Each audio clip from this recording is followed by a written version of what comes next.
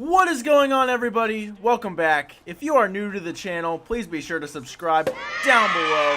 That'd be really cool with me. Also, please be sure to give this video a thumbs up. Lets me know I'm doing a good job. So I consider this video more of a podcast than a video. I got a video playing in the background just for a little bit of like background visuals, if you will. But in this video, I'm going to be talking about Le'Veon Bell and his holdout. I'm sure by now you've seen on ESPN, SportsCenter, the internet, by multiple different sources that Le'Veon Bell is still holding out of his contract with the Pittsburgh Steelers. Turned down an offer this year that Pittsburgh gave him, and in which they franchise tagged him for the second year in a row. A lot of people don't understand that concept. They look at Le'Veon Bell holding out his contract. They're going into the first week tomorrow against the Cleveland Browns without Bell.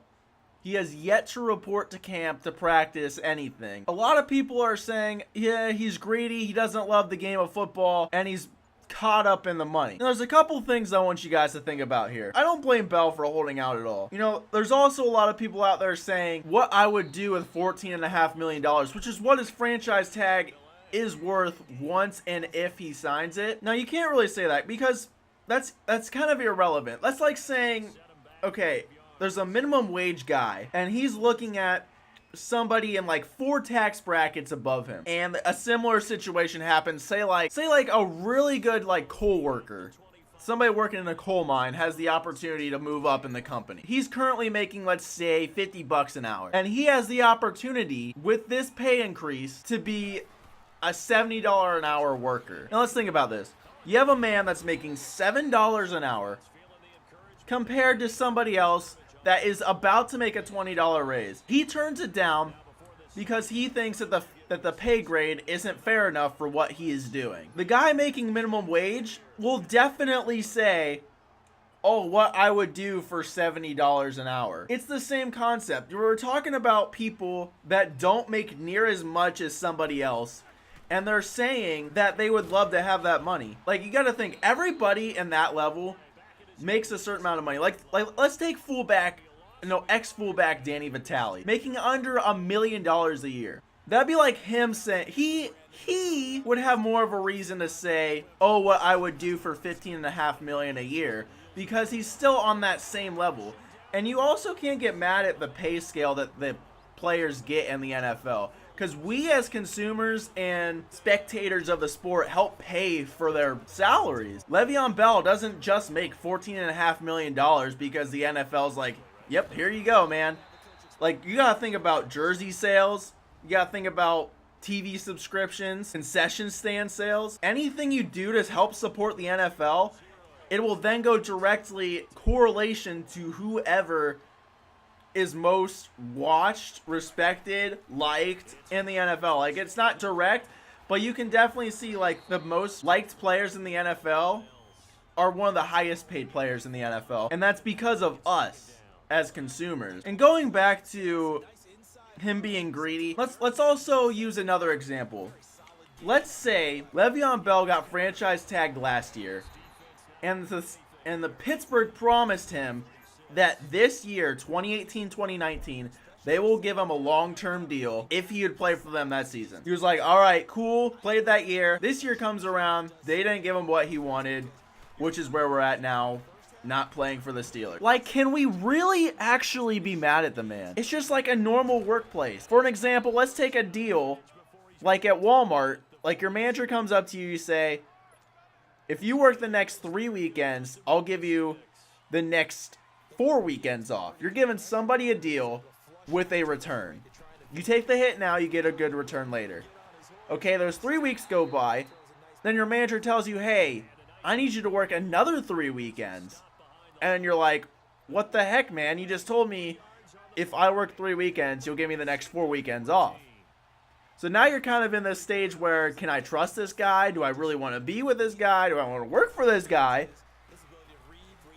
It's the same idea, just on a different pay scale. You know, Le'Veon Bell took the hit then. Now, I know it's hard to understand as most of us because we don't understand what that money feels like. But for him, it's just normal thing, like for us. You know, if you are treated as the best running back, you want to be for sure shown you are the best running back.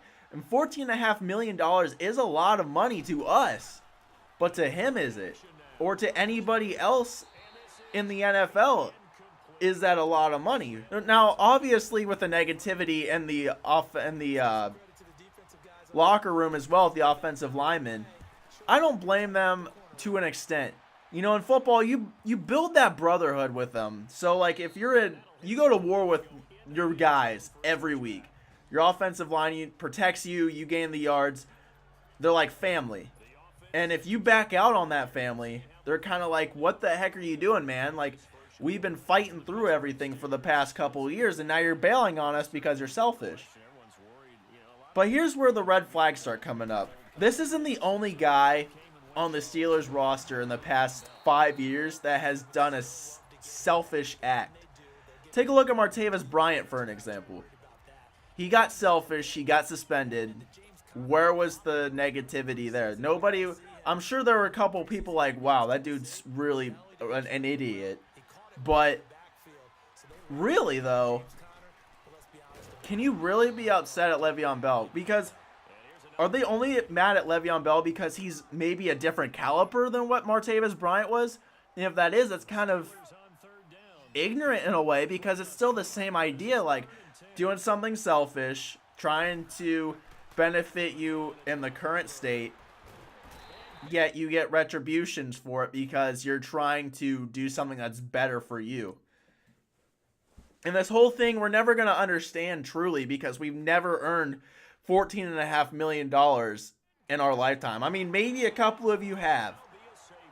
And for that, I give you props, because you're probably getting a really good job. But for us that don't know, we will never understand.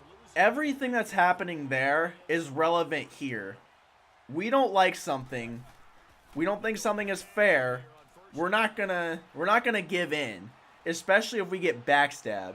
We get backstabbed once, we're not gonna be as willing to work for somebody or do that act again until you're proven otherwise. And that's exactly what Le'Veon Bell's doing. Hey, you play for us this year, we'll pay you next year, long term. And I think that's all I have for you guys. Let me know what you guys think about the Le'Veon Bell holdout in the comment section below.